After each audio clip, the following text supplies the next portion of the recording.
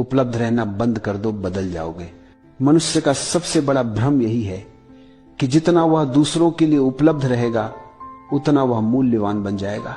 लेकिन सच्चाई यह है कि जितना तुम उपलब्ध रहते हो उतना ही लोग तुम्हें साधन समझने लगते हैं, इंसान नहीं। लोग तुम्हारे समय को अपना हक समझ लेते हैं, तुम्हारी ऊर्जा को अपनी जेब, तुम्हारी भावनाओं को खिलौना और तुम्हारी उपस्थिति को मुफ्त सेवा की तरह धीरे धीरे तुम खुद को खो देते हो।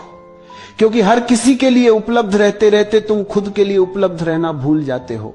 जिस दिन तुम हर किसी के लिए दरवाजा खोलना छोड़ दोगे उसी दिन तुम खुद के भीतर का दरवाजा खुलते हुए महसूस करोगे। लोग जो हमेशा उपलब्ध रहते हैं वे सबसे ज्यादा थकते हैं, सबसे ज्यादा टूटते हैं और सबसे ज्यादा इस्तेमाल किए जाते हैं। दुनिया कभी किसी को नहीं कहती कि बस तुमने काफी दिया। दुनिया लेने में थकती नहीं, इंसान देने में थक जाता है। क्योंकि दुनिया वही चीज गंभीरता से लेती है जो दुर्लभ हो, जो हर समय उपलब्ध हो। वो धीरे धीरे लोगों की प्राथमिकता से भी हट जाता है।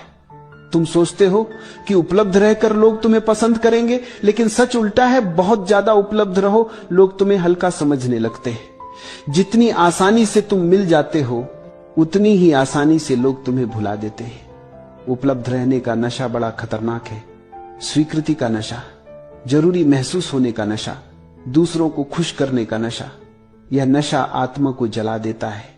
तुम सबके लिए खड़े रहते हो, लेकिन जब तुम्हें सहारे की जरूरत होती है तुम्हारे आसपास कोई नहीं दिखता।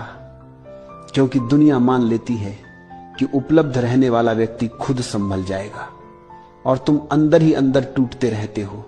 क्योंकि तुमने कभी ना कहना सीखा ही नहीं। ना कमजोरी नहीं है, ना सीमा है, ना दीवार है जो तुम्हारी ऊर्जा की रक्षा करती है, ना वह शुद्ध शक्ति है जिससे तुम खुद को वापस पाते हो। जो व्यक्ति ना नहीं कह पाता वह दुनिया का भार उठाते उठाते खुद को भूल जाता है। जब तुम लोगों के लिए कम उपलब्ध होते हो तुम अपने लिए ज्यादा होते हो। तुम उन लोगों को पहचानने लगते हो जो तुम्हें सिर्फ इस्तेमाल करते थे, और उन लोगों को भी जो सच में तुम्हें समझते हैं।